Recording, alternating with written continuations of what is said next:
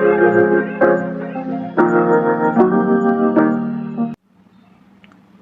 Everyone, welcome back to my channel. I hope you all guys are fine. हम HPTGT commission की preparation कर रहे थे और हमने सबसे पहले एनिमल किंगडम स्टार्ट किया है और हम इसे जल्दी जल्दी कंप्लीट करेंगे। हम एनिमल किंगडम के जनरल कैरेक्टरिस्टिक कर रहे थे, तो चलिए नेक्स्ट के जनरल कैरेक्टरिस्टिक कर लेते हैं। हमने सिमेट्री के बारे में देखा था, लेवल ऑफ ऑर्गेनाइजेशन के बारे में देखा था और एनिमल को 2 पार्ट्स में डिवाइड किया गया है, aquatic animals and terrestrial animal. इतना हमने किया था। चलिए अब नेक्स्ट कर लेते हैं। नेक्स्ट हम जर्म लेयर्स के बारे में पढ़ेंगे। जर्म लेयर्स ऐसी लेयर्स होती हैं जो बॉडी के सभी ऑर्गन्स को फॉर्म करती हैं। Layers of gastrula from which all the organs are formed. इस बेस पर एनिमल्स को 2 पार्ट्स में डिवाइड किया गया है, diploblastic animals and triploblastic animals. Diploblastic animals ऐसे एनिमल्स होते हैं जो सिर्फ 2 लेयर्स से फॉर्म होते हैं, जिनके टिश्यूज सिर्फ 2 लेयर्स से बनते हैं, एक्टोडर्म और एंडोडर्म। ये 2 लेयर्स हैं। जो outmost layer is the ectoderm and endoderm, और जो इनके बीच में जो स्पेस है उसे मेसोक्लिया बोलते हैं, जो non differentiated mass of cells हैं, जिसमें non differentiated mass of cells present होता है। जो डिप्लोप्लास्टिक एनिमल्स हैं वो जो फाइलम टिनोफोर्स से बिलोंग करते हैं, सिलेंट्रेट और स्पॉन्जिस। जो फाइलम स्पॉन्जिस, सिलेंट्रेट और टिनोफोर्स से बिलोंग करते हैं वो सभी डिप्लोप्लास्टिक एनिमल्स हैं। मोस्ट इंपॉर्टेंट है, हर एग्जाम में पूछा जाता है। Then next is the triploblastic animals, जिसमें 3 लेयर्स प्रेजेंट होती हैं जो 3 लेयर्स से बनते हैं, ectoderm, mesoderm and endoderm. Diploblastic animals जो 2 लेयर्स से बनते हैं, और जो triploblastic animals which are formed from 3 layers, ectoderm, mesoderm and endoderm. ये फ्लैट वर्म्स में प्रेजेंट होते हैं। फ्लैट वर्म्स से लेकर मेंबल्स तक सभी ट्रिप्लोप्लास्टिक एनिमल्स हैं। फ्लैट वर्म से लेकर मेंबल्स तक सभी ट्रिप्लोप्लास्टिक एनिमल्स हैं। देन जर्म लेयर्स क्या होती हैं? The layers of gastrula from which all the organs are formed during the process of organogenesis.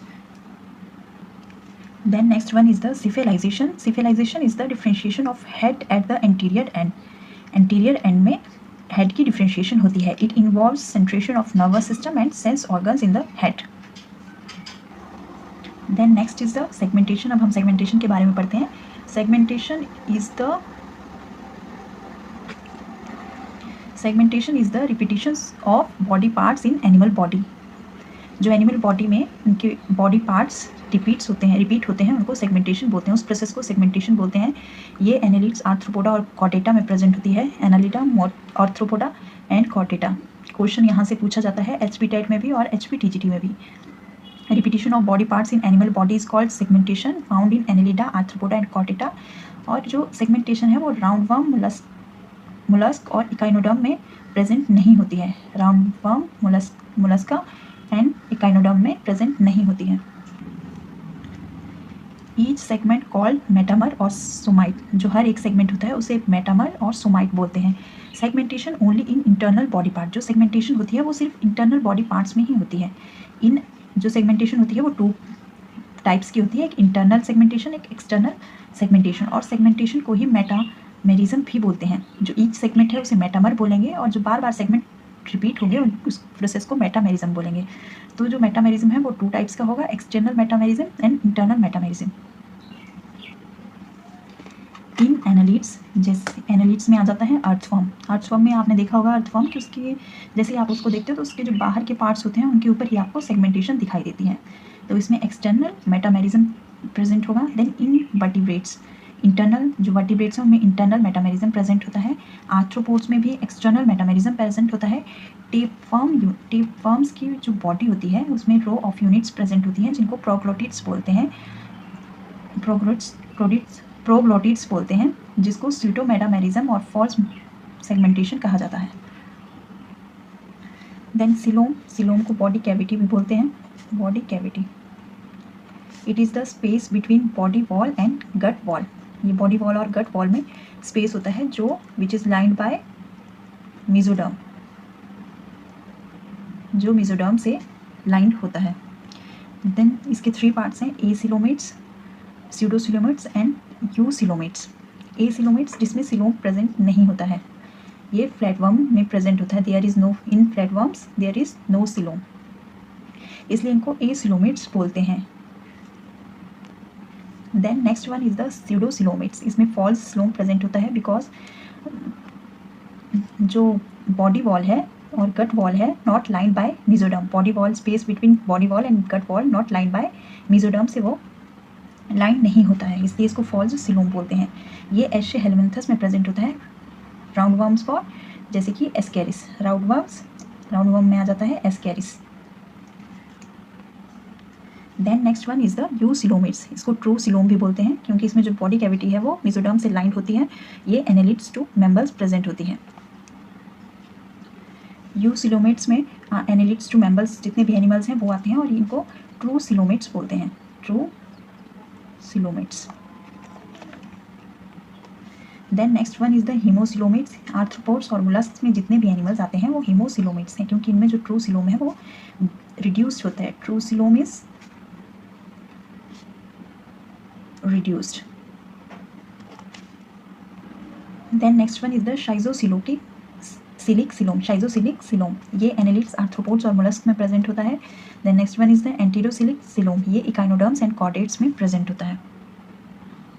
Then circulatory system most important है, 1 मार्क का क्वेश्चन यहाँ से भी आता है HP टेट में भी और HP TGT में भी। सर्कुलेटरी सिस्टम 2 टाइप्स का होता है, open circulatory system, close circulatory system. Open circulatory system वो सर्कुलेटरी सिस्टम होता है जिसमें जो ब्लड है वो ब्लड वेसल्स में फ्लो नहीं करता है, ब्लड वेसल्स में फ्लो नहीं करेगा, वो ब्लड वेसल्स से बाहर जो स्पेसिस होंगे उनमें फ्लो करेगा।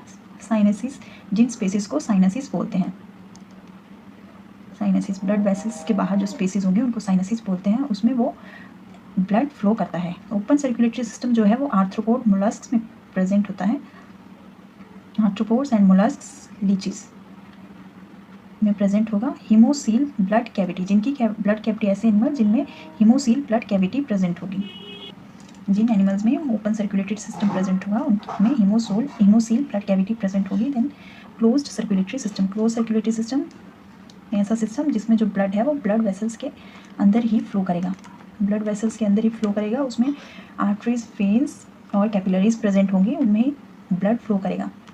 ये एनालिड्स और सभी वर्टिब्रेट्स में प्रेजेंट होते हैं, एनालिड्स एंड ऑल वर्टिब्रेट्स में वो क्लोज्ड सर्कुलेटरी सिस्टम प्रेजेंट होता है। देन सर्कुलेटरी सिस्टम के बाद कुछ इंपॉर्टेंट पॉइंट्स हैं जिनमें से क्वेश्चंस पूछ लिए जाते हैं।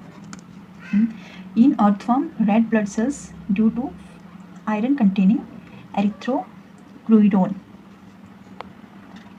अर्थवर्म का जो ब्लड है वो रेड कलर का होता है क्योंकि उसमें एक पिगमेंट प्रेजेंट होता है जिस पिगमेंट में आयरन प्रेजेंट होता है, वो पिगमेंट है एरिथ्रोक्लोइडोन।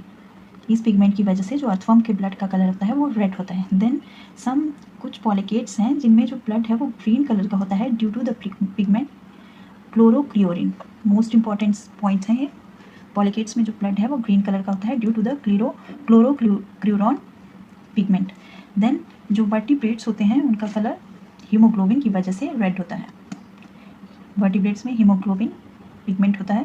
देन मोलस्क आ जाते हैं, मोलस्का में, मोलस्का का जो ब्लड है वो ब्लू कलर का होता है क्योंकि उसमें copper containing pigment haemocyanin present होता है। Then next is the insect, insect का जो ब्लड है वो कलर लेस होता है क्योंकि उसमें कोई भी पिगमेंट नहीं होता है, जिसको हीमोलिम्फ बोलते हैं।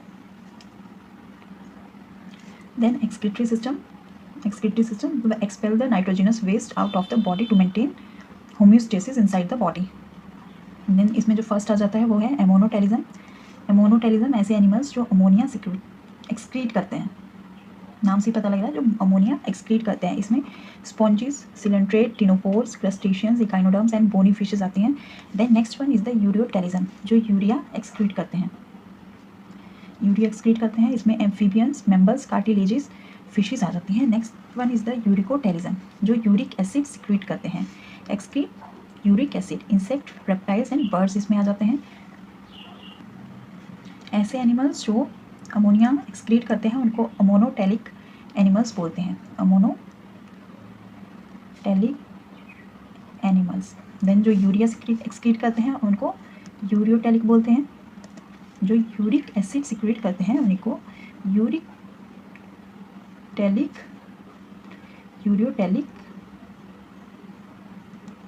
एनिमल्स बोलते हैं। यूरियोटेलिक जो यूरिया सिक्रीट करते हैं और यूरिकटेलिक एनिमल्स जो यूरिक एसिड सिक्रीट करते हैं। देन नेक्स्ट आ जाते हैं रिप्रोडक्शन में। Reproduction is the process which gives young ones. इसमें जो फर्स्ट आता है वो आता है एसेक्सुअल मेथड, जिसके डिफरेंट टाइप्स हैं, binary fission, multiple fission, budding and fragmentation. Binary fission, organism divide into two during favourable condition. जो ऑर्गेनिज्म है वो 2 पार्ट्स में डिवाइड हो जाता है फेवरेबल कंडीशंस में। इसमें इसका जो एग्जांपल है वो अमीबा है। Then multiple fission, organism divide into many. जो ऑर्गेनिज्म है वो मैनी पार्ट्स में डिवाइड हो जाता है during unfavourable conditions. Then budding आ जाता है। बडिंग जो है वो अमीबा और हाइड्रा में प्रेजेंट होती है।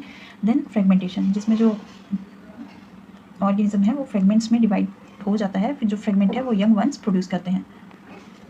देन यूनिसेक्सुअल और डायोशियस एनिमल्स, ऐसे एनिमल्स जिसमें जो 2 टाइप्स के गोनेट्स होते हैं वो डिफरेंट एनिमल्स में प्रेजेंट होते हैं। जो मेल और फीमेल रिप्रोडक्टिव पार्ट होगा वो डिफरेंट एनिमल्स में प्रेजेंट होगा, जैसे कि human beings, frog and cockroach. Then sexual dimorphism in unisex animal when 2 sexes are externally different in their structure. For example, peacock, peahen and human being. Then next one is the bisexual, monoecious and hermaphrodite. Both types of gonads present in same animal. जो both type के gonad है वो एक same animals में ही present होगा, जैसे कि earthworm, leech and taenia.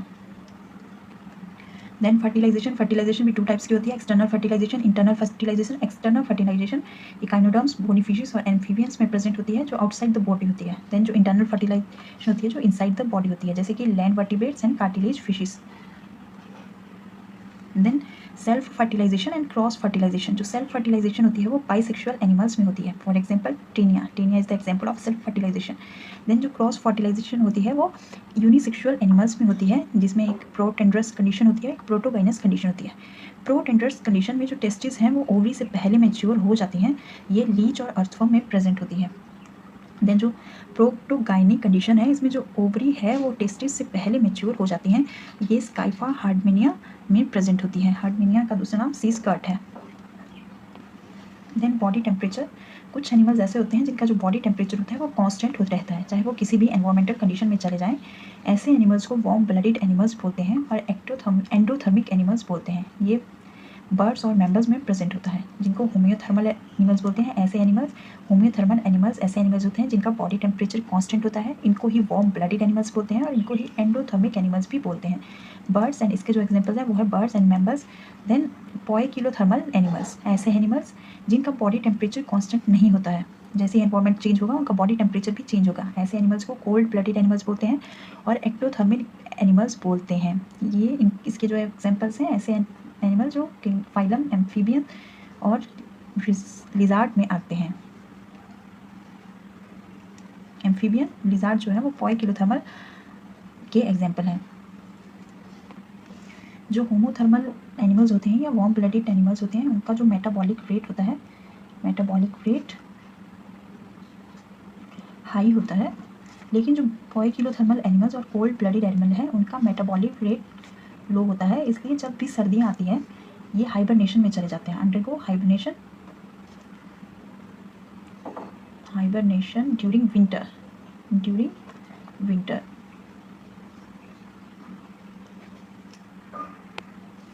Winter लेकिन जो होमोथर्मल और वार्म ब्लडेड एनिमल्स होते हैं उनका मेटाबॉलिक रेट हाई होता है और उनका जो बॉडी टेम्परेचर है वो हमेशा कांस्टेंट रहता है, इसलिए वो विंटर में भी एक्टिव ही रहते हैं, वो हाइबरनेशन में नहीं जाते हैं। Do not undergo hibernation. Birds and mammal and जो कोल्ड ब्लडेड है वो है एम्फीबियंस एंड लिजार्ड। देन इसके बाद एक क्वेश्चन पूछा जाता है ओविपेरस एनिमल से और विविपेरस एनिमल से। ओविपेरस एनिमल्स ऐसे एनिमल्स होते हैं जिसमें जो फीमेल है वो एग्स प्रोड्यूस करती है और जो विविपेरस में जो फीमेल है वो give birth to young ones. Female जो है वो यंग वन प्रोड्यूस करती है। देन जो ओविपेरस है इसमें जो फर्टिलाइजेशन वो इंटरनल भी हो सकती है और एक्सटर्नल भी हो सकती है, लेकिन जो विविपेरस एनिमल्स हैं उनमें जो फर्टिलाइजेशन है वो ओनली इंटरनल ही होती है। Fertilisation always internal.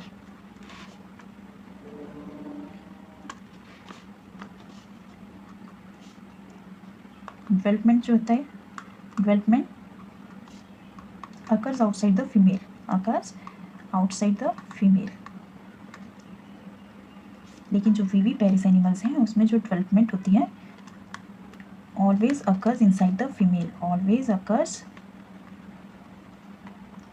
female,